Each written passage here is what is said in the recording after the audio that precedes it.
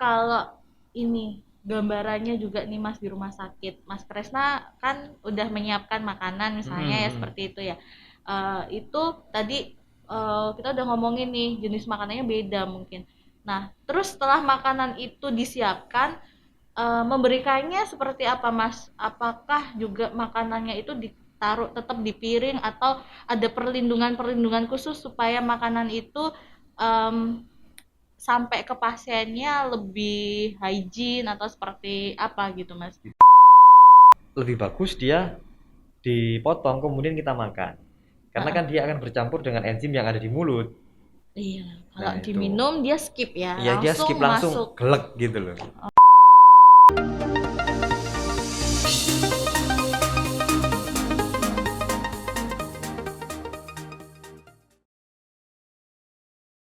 Halo, assalamualaikum warahmatullahi wabarakatuh. Selamat datang lagi di part kedua, masih ditemani oleh Mas Arif Kresna Setiadi. Dan seperti yang kita janjikan ya kemarin di part sebelumnya, kita itu pada part yang ini mau membahas sesuatu yang nyami, sesuatu yang menggugah selera, yaitu yang berkaitan sama makanan. Dan di sini udah ada makanan nih Mas Kresna. Sip. Nah, tapi sebelum kita em, bahas satu persatu makanan ini ya, ada satu hal Mas yang aku tuh penasaran Mas.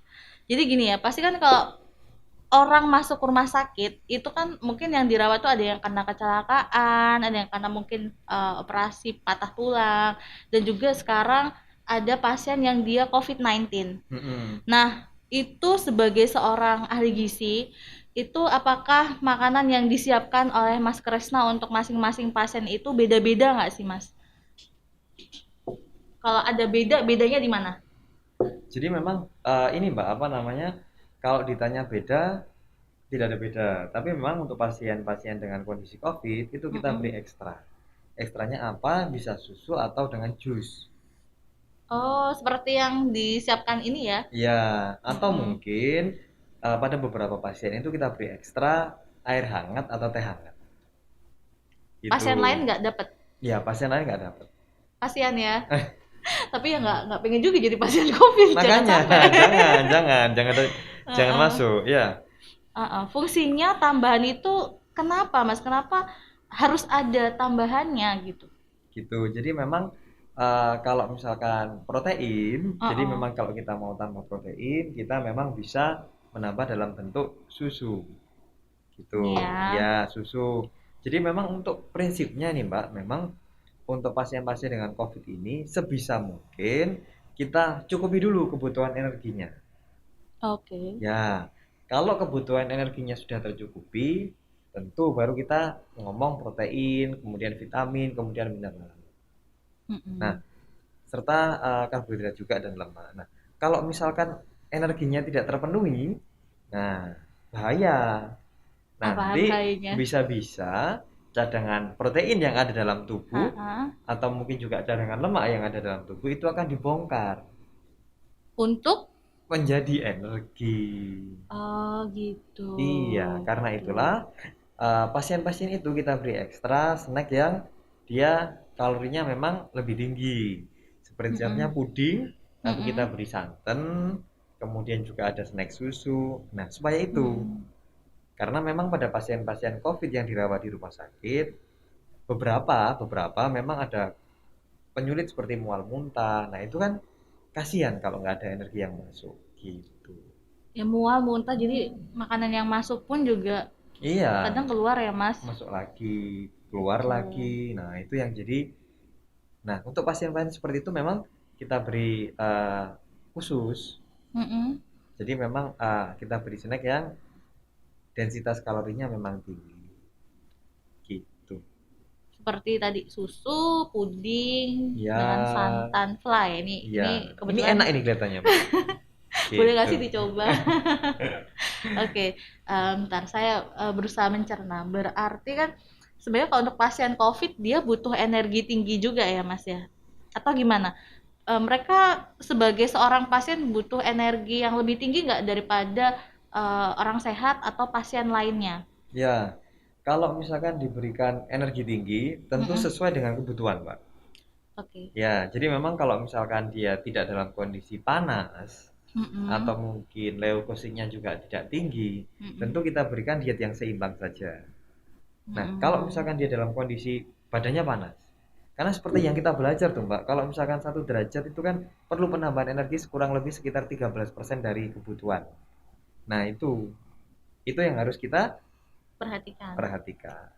Berarti makanya untuk di rumah sakit sendiri itu sudah menerapkan ini ya Mas ya, by case by patient ya.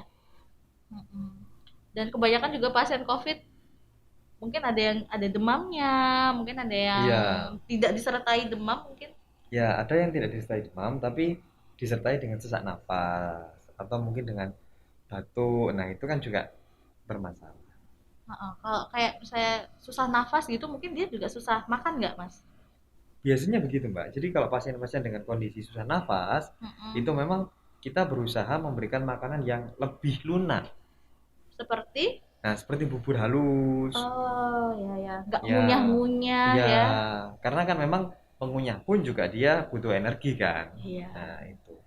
Cuman untuk pasien-pasien dengan sesak nafas, memang harus kita pahami bahwa karbohidrat memang harus kita kurangi Karena supaya, nah dari semua zat gizi, dari semua sumber makanan ini kan memang yang menghasilkan CO2 atau karbon heeh, dioksida yang memperberat kita kalau nafas itu heeh. adalah karbohidrat. Oke, Sehingga, karbohidrat.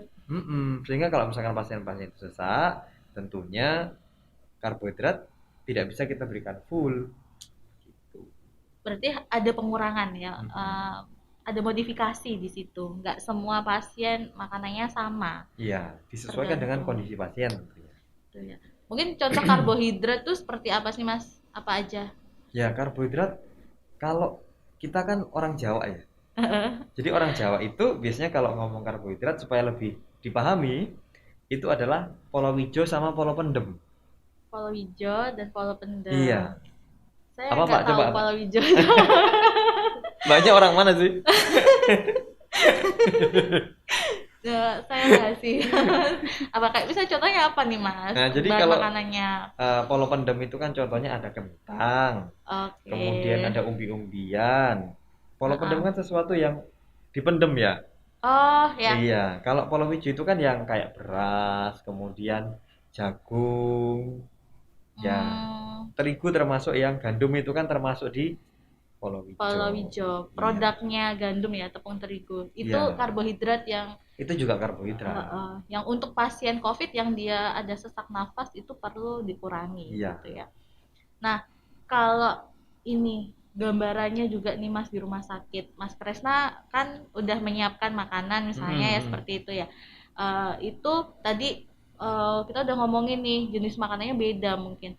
Nah, terus setelah makanan itu disiapkan, memberikannya seperti apa Mas? Apakah juga makanannya itu ditaruh tetap di piring atau ada perlindungan-perlindungan khusus supaya makanan itu em, sampai ke pasiennya lebih hygiene atau seperti apa gitu Mas? Itu, iya. Kalau dari pemorsian dulu ya, Mbak. Ini Mm-mm. saya mau cerita dulu dari pemorsian. Jadi Oke memang oke. untuk pemorsian di rumah sakit kita memang menggunakan alat pelindung diri Heeh, yang berarti pemorsi itu orang yang yang morsi. Jadi habis mm-mm, ada yang masak, kemudian diporsi. mm-mm, Nah, disesuaikan sama ya kebutuhannya kondisi, mereka ya, ya kondisi disesuaikan dengan juga. order diet yang dari perawat. Oke. Iya, gitu.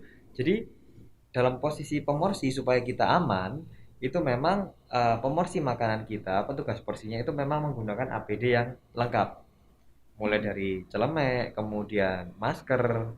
kemudian tutup kepala. Nah, itu. Bahkan sebelum mereka morsi itu memang kita anu kan untuk sarankan untuk cuci tangan. Nah, Hmm. setelah itu kita masukkan kepada ini, Mbak. Apa namanya? Kemasan disposable. Oh, pakai kemasan Iya. disposable ya, Mas? Nggak pakai piring Iya, seperti ini ya? nggak Beda pakai ya? piring bagus kayak gini enggak. Gitu. Jadi Heeh. kita berikan kemasan disposable, kemudian juga kita beri garnish sedikit-sedikit supaya ada nafsu makan. Menarik. Heeh. Nah, Kayak itu. gini ya garnish tuh kan? Iya, garnishnya yang tapi lebih cantik ini. Tapi mungkin di rumah sakit banyak pasien ya, nggak sempet. Mm-mm. Ini kan butuh Butuh kelitian lebih jeli lagi betul ini betul Karlisnya. tenaga dan waktu Mm-mm. juga. Gitu. Nah, kemudian dari situ biasanya kita Heeh. masukkan tempat tempat kresek itu. Oh, dikresekin Iya. juga, Mas. Kemudian diberikan kepada perawat. Jadi memang kita dibantu, perawat Heeh. kita di tempat kita memang baik-baik. Jadi memang loh bener, kita memang ada kolaborasi memang, Pak, Ada untuk perawat yang nggak baik tau, Mas. baik semua. Iya Kalau nggak kan? baik nggak jadi Nggak jadi perawat. benar betul. Nah, jadi memang kita kolaborasi untuk pemberian makan itu oleh perawat. Perawat. Nah, perawatnya kan biasanya memang pakai hazmat, Mbak, yang Ya, baju itu, baju tertutup semua. Gitu. oke. Jadi nggak pakai piring. Kalau pasien lain mungkin masih pakai piring Iya, ya, Mas? kalau pasien lain memang masih menggunakan tempat makan yang bisa dicuci. Iya. Piring, Heeh. kemudian alat makan, kotak itu. Nah, itu. Tapi kalau untuk pasien COVID dia pakai yang disposable. Iya, yang Disposable itu disposable. yang sekali Sekali pakai. pakai. Berarti dibuang habis itu ya, Mas ya. Hmm. Sampah ya itu termasuk ya. Aduh, banyak nih akibat yang eh, diakibatkan oleh COVID-19 ya, Mas ya. Hmm. Karena saya pikir kalau misalnya ya orang COVID itu apakah piringnya itu dicuci sampai sedemikian rupa, ternyata enggak, aman, tetap pakai yang disposable ya. Iya. Jadi nggak perlu dicuci lagi. Jadi memang sebenarnya untuk pencuciannya sebenarnya aman, Pak. Jadi Hmm. memang kuman COVID ini kan, virus COVID ini kan mati dengan Hmm. sabun sebenarnya. Oh gitu. Ya, jadi memang kemarin saya sudah sempat beberapa kali googling juga sih untuk apa namanya alat makan itu memang Ya, dia untuk COVID ini memang dengan sabun kemudian dengan air panas itu kan juga sudah mati. mati. Tapi memang kembali lagi untuk mengurangi paparan. Heeh. Jadi memang eh, dari kami itu kebijakan dari manajemen adalah untuk mengurangi paparan. Memang ada Lebih bagus. kolaborasi terkait dengan distribusi makanan ke pasien. Oke. Begitu. Iya, karena ya perlu perhatian khusus memang COVID-19 ini ya, nggak Iya. turun-turun soalnya juga ya, Mas ya. Ini kok teman-teman saya di negara-negara lain ini lumayan pada cerita kalau kasusnya ini udah zero case nih insidennya, tapi di Indonesia masih naik terus ya. Masih, Dan masih. Surabaya masih jadi yang tertinggi ya, Mas, sedihnya ya. Dan itu adalah rumah sakit, salah satu rumah sakit Mas Kresna bekerja juga di Surabaya. Benar, benar, Mbak. Oke, nah selanjutnya nih Mas, kita mungkin bisa masuk ke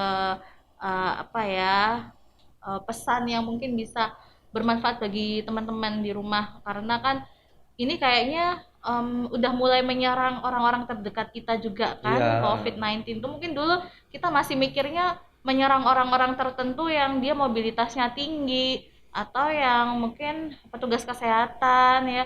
Ternyata sekarang orang-orang kebanyakan juga dia tiba-tiba tetangga kita masuk berita ternyata masuk rumah sakit karena COVID gitu. COVID, benar, benar. Dan tadi yang di part 1 Mas Kresna juga cerita kan kalau apa namanya masa mereka untuk sembuh di rumah sakit cukup lama ya, Mas. Iya, Dan kadang untuk pasien yang dia derajatnya udah ringan mungkin bisa isolasi mandiri di rumah. Tapi masalahnya kalau isolasi mandiri di rumah mungkin ada pemirsa yang nggak kurang tahu mungkin makanannya yang seperti apa sih ya. Kalau mungkin di hmm, rumah sakit kan mereka dapat makanan iya, kan, Mas. terfasilitasi gitu ya, Mbak, dengan Betul, ada instalasi gizi fasilitas rumah sakit. makanannya, ya kan? Makanannya terlihat lengkap ya. Ini mungkin kayak gini nih, Mas. Contohnya makanan di Nah, rumah sakit. Apa gimana? Kita tunggu ceritanya Mas boleh, boleh, Krisna boleh, aja boleh. lah. Jadi memang ini persembahan dari laboratorium gizi sudah membuat menu yang saya aja pengen, Mbak, ini, Mbak. Oh iya. Iya, Berarti bagus menunya meningkatkan nafsu makan ya, Mas ya. iya. Atau biasanya menu di rumah sakit Ya nafsu makan orang kan waktu sakit kan juga berkurang, betul, Mbak. iya. Nah, kalau ini kan misalkan pasien itu sudah pulang, Heeh. kemudian di rumah, kan nggak boleh langsung kerja tuh. Jadi Harus biasanya harus menunggu. iya harus menunggu dulu kurang lebih 7 hari. Heeh. Kemudian dari 7 sampai 10 hari baru kemudian dia boleh bekerja kembali atau beraktivitas kembali. Atau mungkin pada beberapa daerah di Mm-mm. kabupaten atau kota yang lain, kadang-kadang memang tempat isolasi mandirinya isolasinya penuh sehingga Oh dia iya. diharuskan isolasi mandiri di rumah. Heeh. Nah, memang saran saya memang kita harus makan yang bergizi dan seimbang. Gitu Kenapa Mbak Lini. pentingnya sih? Kenapa Mas Krisna menyarankan seperti itu? Ada apa di balik gizi seimbang yang sering digaung-gaungkan ini? Jadi gini Mbak, apa namanya? Pada waktu kita terkena COVID misalkan COVID. ataupun infeksi yang lain, Mm-mm. tubuh itu kan butuh tentara. Untuk melawan. Iya, untuk melawan. Nah, Hmm. tentara ini dari protein. Oke. Dibentuknya dari protein, kemudian dari vitamin dan mineral. Nah, supaya si tentara ini bisa melawan, nah Mm-mm. otomatis dia harus harus tugasnya ya harus melawan. Jangan sampai dia ada tugas yang lain. Gitu. Nah, Ha-ah. kalau misalkan kecukupan energinya nggak cukup nih misalkan, dia Ha-ah. makan cuma sedikit atau mungkin dia cuma makan rotinya aja misalkan. Nah, Ha-ah. energinya kan kurang. Nah, si protein ini akhirnya nggak bisa jadi tentara. Dia harus jadi energi dulu. Dia harus menggantikan Iya, posisi posisi yang yang lain. lain. Oke. Gitu. Jadi kita harus makan yang bergizi, yang seimbang, supaya nanti imun kita bisa naik gitu. Ya berarti seimbang itu energinya cukup, Cukup, proteinnya proteinnya juga cukup, cukup. makro mineralnya juga cukup, mikro mineralnya Mm-mm. cukup, vitaminnya cukup, Udah deh, pas makro deh. gizinya juga cukup. Pas Iya. pokoknya. Oke, oke. Nah, Berat. ini nih, Mbak. Nah, kayak gini nih. Kayak gini nih. Nah, Ini jadi udah gizi seimbang. ini gizi seimbang. Oke. Jadi memang apa namanya? Takarannya memang sudah pas, ya. Bisa dilihat di sini bahwa ini ada makanan pokok yaitu nasi. Ya, nasi ini kurang lebih 150 gram. Ya, kurang lebih Sekali 11. makan. Kenapa? Sekali makan ini ya, Mas. Ya, sekali makan. Kurang lebih 11 sampai 12 sendok makan atau 1,5 entong biasanya. Mm-mm. Mungkin kalau di rumah nggak punya timbangan ya, Mas, Mm-mm. bisa dikira-kira pakai Pakai itu entong atau pakai atau sendok. iya, tadi 1,5 sendok. Entong atau kurang lebih 11 sampai 12 sendok makan. Oke. Iya, Bisa dipraktekkan kan kalau pakai sendok dan pakai pakai entong. entong betul. Gitu. Kemudian setelah itu ada lauk ya. Mm-mm. Jadi di sini lauknya ada dua, ada lauk nabati dan lauk hewani.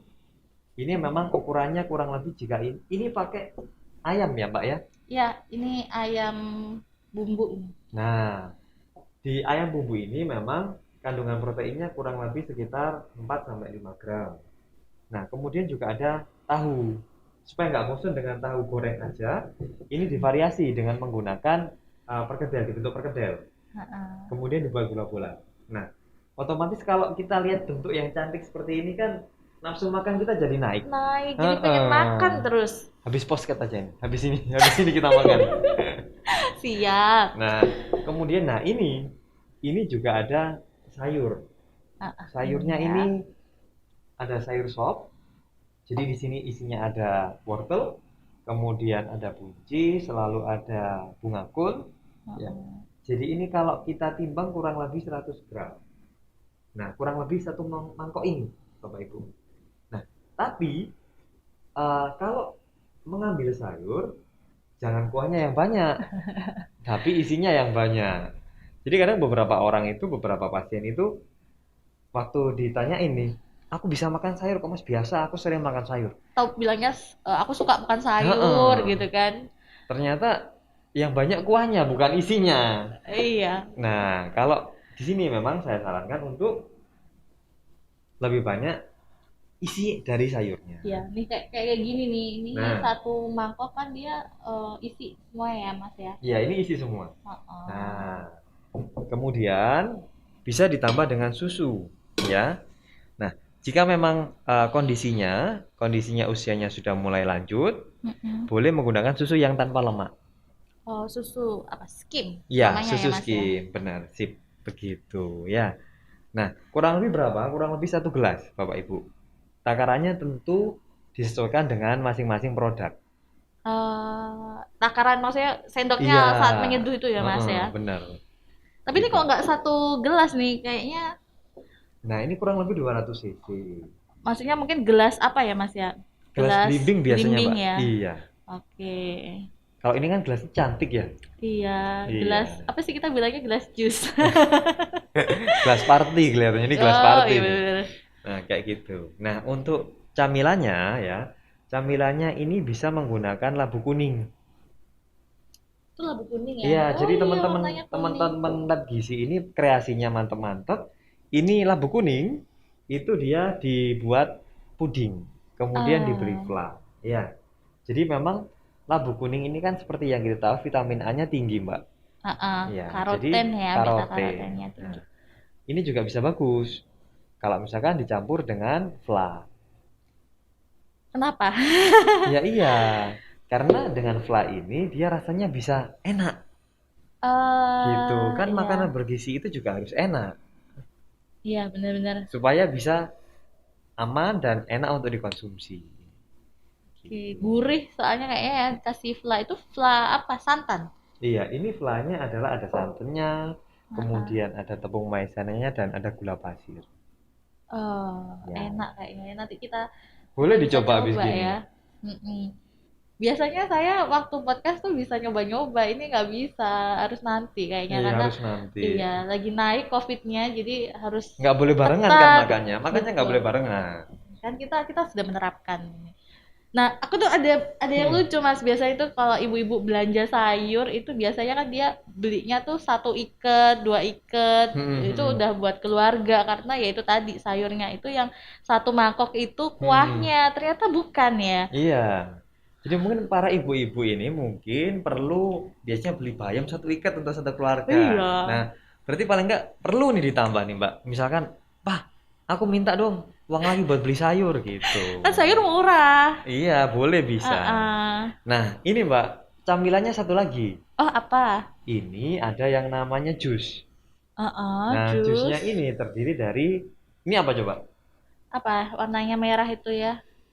Jus jambu apa jus strawberry atau Nah, jus? ini jus strawberry. Oh, jus Iya, strawberry. jadi teman-teman dari Lab Gizi itu mengkreasikan stroberi dicampur dengan jeruk. Wow, rasanya seger kayaknya. Seger. Cuman memang Heeh. gulanya jangan terlalu banyak. Berapa Nah, gula nggak terlalu banyak itu berapa, Mas? kurang lebih sekitar maksimal 1 sendok deh. 1 sendok ya. Iya. Aduh, aku biasanya kalau bikin teh 2 sendok. Kebanyakan ya? Iya. Nah, Cukup satu untuk sendok. mengurangi gula, nah ternyata susu ini, Mbak, susu ini Heeh. tadi itu nggak pakai gula loh, Oh ya, tapi pakainya madu. Yang bisa susu iya bisa. digantikan. Jadi ini coba nanti Mbak Lini cobain deh. Ini Disuruh pakainya gula, nyobain. nggak pakainya madu, nggak pakai gula. Mm-mm. Gitu. Jadi nanti bisa dicobain semuanya, ya. Oke, ya. Tapi ini saya nyobain ini gizi seimbang kan nggak bikin saya gendut kan ya, Mas? Nah, kan nanti bisa konsultasi ke ahli gizi. Oh benar, konsultasi ke kita juga bisa ya ke Iya, ke UPT Mbak Lini Laboratorium sendiri, Gizi. gitu. Ya, bisa Oke, kok bisa, gitu. iya. Jadi sebenarnya kalau kita misalnya atau teman-teman kita atau saudara kita ada yang sakit Hmm, COVID, yang hmm. belum negatif, bisa mencontoh makanan ini ya Mas ya. Nah, nggak Ya, makanya nggak sulit ya Mas ya. ya sebenarnya nggak sulit kok. Heeh. Dan ya udah bumbu-bumbunya juga Hmm, terserah. Bumbunya apa garamnya harus dikurangin kan jadinya agak sepah-sepah gitu ya bisa. nggak harus. Kalau misalkan Enggak kita ya? dalam kondisi sehat, Mm-mm. kemudian tidak ada penyakit hipertensi atau darah tinggi, garamnya normal aja nggak apa-apa, Mbak. Tuh ya, tambah Mm-mm. sambal juga nggak apa-apa nih Mas. Oh, nggak apa-apa. Nggak apa-apa tambah sambal, ya. Tapi orang-orang Indonesia kan nggak bisa makan tanpa yang Mm-mm. pedes-pedes. Iya, cuman kerupuknya yang harus hati-hati. Ah, iya. Soalnya Kenapa biasanya tuh kalau orang Indonesia kan nggak bisa makan sambal ya, nggak bisa makan makan nggak kerupuk? pakai sambal sama kerupuk. Heeh, Nah heeh. itu. Termasuk aku. Oh Aku suka ini. kerupuk nih. Tapi nggak gemuk kan? Nggak Ya, juga. karena habis melahirkan dan habis menyusui, jadi mungkin ada penumpukan lemak yang ini sih Mas. Tapi aku harus semangat untuk diet. Sip. Mm-mm. Nah itu Mbak. Jadi memang ya itu tadi Mbak Lini untuk terkait dengan konsumsi camilannya kriuk-kriuknya itu yang harus iya. Diperhatikan. Karena memang ini kalorinya kan sudah banyak Heeh. ya. Ini kalau kita total sekitar 600 sampai 700 kalori. Sekali makan ini Iya. semua ya Mas. Karena memang kita sedang Mm-mm. menyediakan makan Mm-mm. untuk orang dengan berat badan kurang lebih 60 sampai 70 kilo Oke. gitu ya. Ya, Nah, kalau misalkan ternyata berat badan kita kurang dari itu, ya pasti porsi ini ada yang dikurangi lah, Pak. Gimana? iya. Jadi kembali lagi ya harus disesuaikan ya. Mm-mm. Heeh. Tapi ya intinya gambarannya kayak gini, ada nasinya ya Mas, atau Ya, penggantinya tadi ya sumber karbo, palawija sama pala pendem. kalau pendem, Ya, iya. terus ada hewaninya, Iya, bisa ayam, bisa bisa ikan, bisa ikan, daging, ya. daging, telur ya yang Telur, mungkin lebih murah juga kan bisa.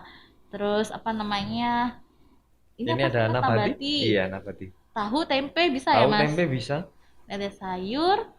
Sayurnya tadi jangan lupa yang banyak adalah yang isinya. Iya, Kemudian ada snack, itu bisa puding contohnya ya iya. Mas ya. Bisa Selain puding. Mm-mm. selain puding apa Mas? Misalnya aku nggak bisa masak puding nih. Mbaknya bisa masak apa dong kalau gitu?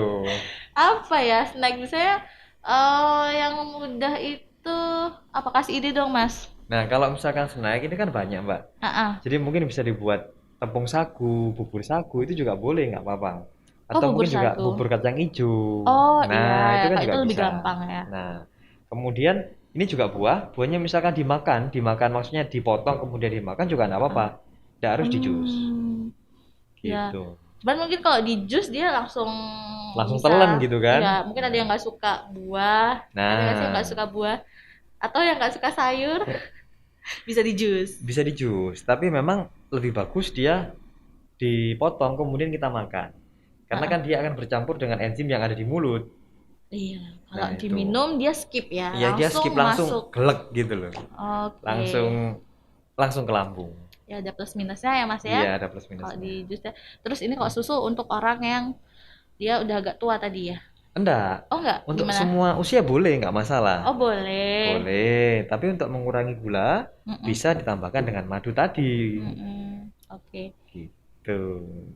Dan kalau di rumah sakit semuanya ini diberikan ini sekali makan kayak gini nih Mas. Ya, tapi tentu ada jam-jamnya, Mbak. Nggak langsung jadi satu gini, enggak. Enggak ya. Enggak. Kayak gimana misalnya? Jadi memang biasanya memang ini untuk jam makan, ya. Ha-ha. Kemudian biasanya ini kita berikan di jam snack. Oh gitu. Gitu. Jadi nggak langsung jadi Ha-ha. satu semuanya gini, enggak. Gitu. Jadi jam-jam makan dan jam snack itu boleh dikasih tahu Mas jam berapa aja? Nah, jam makan biasanya memang pada waktu kita makan biasanya tuh jam pagi, misalkan makan pagi jam 7, makan siang Ha-ha. jam 12, kemudian makan sore jam 6 sore. Oh, Nah, oke, 3 kali. 3 kali. Kemudian jam snacknya sekitar eh, jaraknya 2 sampai 3 jam setelah makan utama tadi. Oke, disesuaikan Iya, ya. jadi misalkan makan pagi, itu snack paginya sekitar jam 9, Mm-mm. kemudian makan siangnya kan tadi jam 12 tuh. Ah, Maka snack sorenya sekitar jam jam 3 2 sore. atau jam 3. Iya, Oke, kayaknya informasinya lengkap sekali ya Mas Kresna ini tadi. alhamdulillah. Terima kasih Terima diberi kasih waktu. banyak ya Mas Ya, Kresna. sudah diberi waktu oleh Lab Gizi untuk memberikan sharing informasi. Ya, insya Allah juga kayaknya sahabat Nutri Podcast juga bisa menggali banyak informasi ya terkait podcast kita kali ini. Dan saya kembali mengingatkan nih Mas Kresna, Hmm? jadi kita juga punya beberapa media sosial ya, salah satunya adalah Instagram.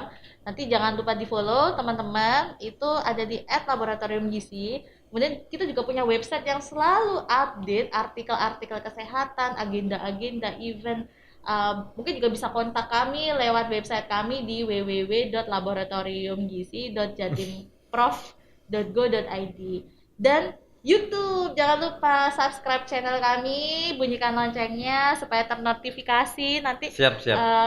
part satunya, part 2-nya dengan Mas Kresna ya kan, dan dengan narasumber yang lainnya. Dan juga jangan lupa like halaman Facebook kami di Laboratorium Gizi. Kayaknya kita harus pamit Mas, undur diri untuk podcast kita kali ini. Mungkin bisa sampaikan salam perpisahan dulu kepada para sahabat Nutri Podcast. Ya, kepada sahabat Nutri Podcast, jangan lupa untuk selalu menerapkan protokol kesehatan. Dan jangan lupa untuk selalu makan makanan bergizi dan seimbang. supaya kita Siap. kuat, kita sehat, dan kita bisa berkarya. Oke, setuju banget. Oke, terima kasih Mas Kresna atas kehadirannya dan juga teman-teman semua di sini tim Nutri Podcast. Ada kata juga saya Lini Anis Fatu Soliha dan Saya Arif Kresna Setiadi. undur diri. Sampai jumpa.